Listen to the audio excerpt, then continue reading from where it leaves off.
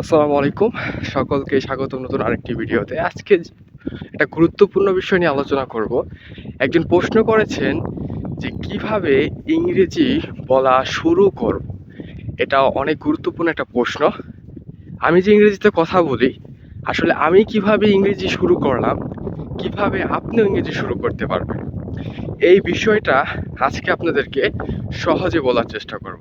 আসলে একজন বিগিনার হিসেবে, বা আপনি যদি ইংরেজি বলতে চান বা ইংরেজি কিছু জানেন না কিন্তু কিভাবে শুরু করবেন, এই বিষয়টা আজকে জানাবো।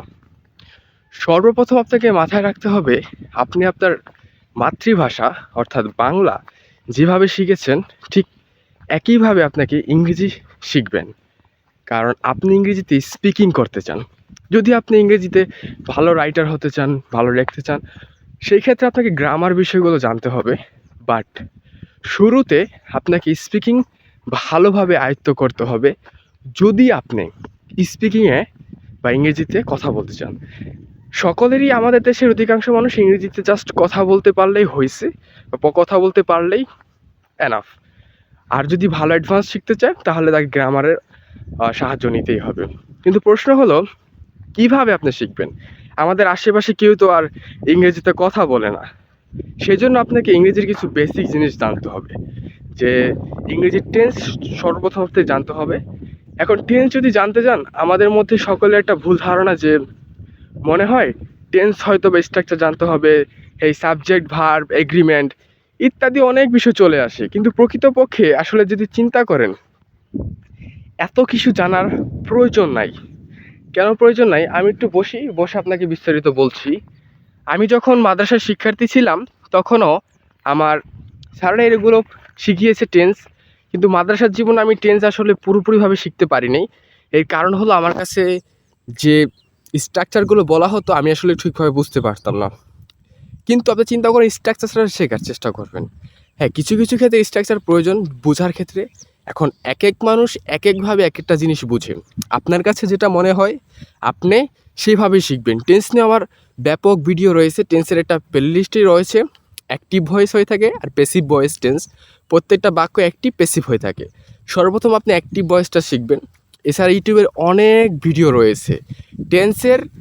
অবশ্যই সেই ভিডিওগুলো আপনি দেখে নেবেন। 4-5টা ভিডিও যদি দেখেন তাহলে সম্পূর্ণ টেন্স সম্পর্কে আপনি একটা ধারণা পেয়ে যাবেন।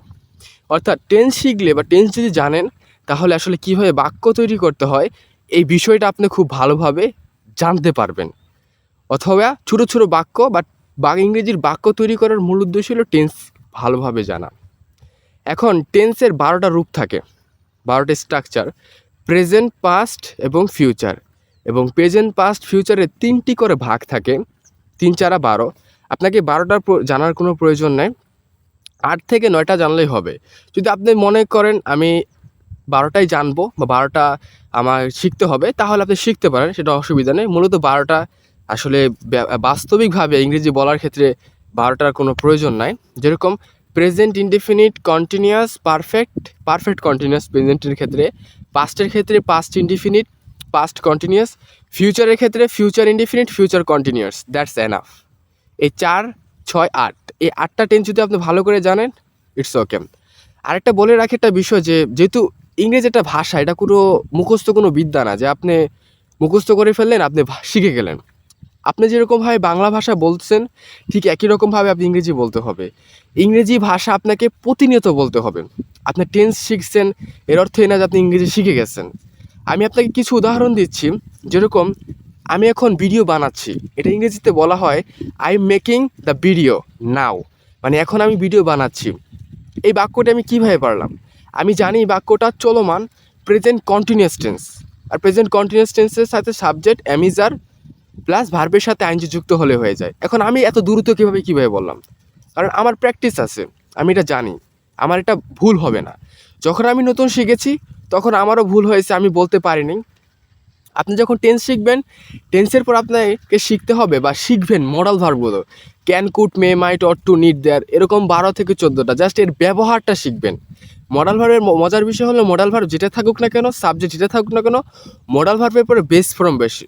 যেরকম আমি ইংরেজিতে কথা বলতে পারি, আই ক্যান স্পিক ইংলিশ, তারা ইংরেজিতে কথা বলতে পারে দে ক্যান স্পিক ইংলিশ, সে ইংরেজিতে কথা বলতে পারে he can speak in English.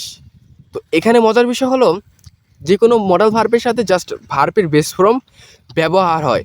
এখানে আপনাকে যা শিখতে হবে সেটা হলো প্রত্যেকটা মডেল ভার্বের আসলে অর্থগুলো কী আসে। এখানে প্রেজেন্ট টেন্সের মডেল ভার্ব রয়েছে, পাস্ট ফিউচার সবই মডেল ভার্ব রয়েছে। এগুলো আপনাকে একে একে শিখতে হবে এবং প্র্যাকটিস করতে হবে। এবং ধারাবাহিকভাবে যখন আপনি প্র্যাকটিস করবেন সবসময় একটা জিনিস চেষ্টা করবেন প্র্যাকটিক্যালিভাবে শেখার। প্র্যাকটিক্যালিভাবে যেরকম আমি এখন চকে এসেছি, I have come to the field for what, to make video. কিসের জন্য? ভিডিও তৈরি করতে।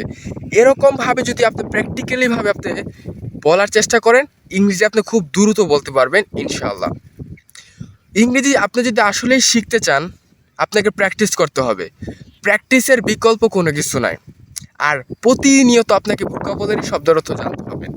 ভোকাবুলারি আর শব্দের অর্থ শিখতে গেলে সবাই যে ভুলটা করি, আমরা 10টা-15টা করে প্রতিদিন ইংরেজি ভোকাবুলারি বই থেকে ইংরেজি শিখে ফেলি, কিন্তু প্রকৃতপক্ষে সেটা ভুল। আপনাকে প্র্যাকটিক্যালিভাবে শিখতে হবে।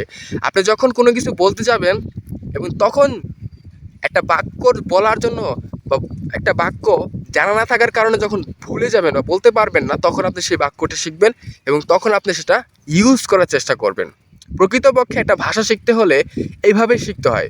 প্রতিটা জিনিস যখন আপনি প্র্যাকটিক্যালি শেখার চেষ্টা করবেন, আপনার দেখবেন সকল বিষয় আপনার কাছে সহজ হয়ে যাবে।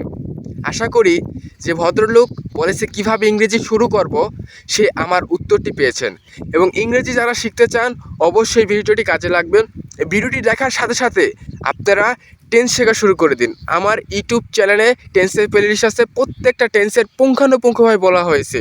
যদি আমারটা বুঝতে সমস্যা হয়, আরও ইউটিউব চ্যানেল রয়েছে, জাস্ট ইউটিউবে যে সেরছেন টেন্সের ব্যবহার এবং 3-4টা করে ভিডিও দেখেন, একটা ক্লিয়ার ধারণা হয়ে যাবে।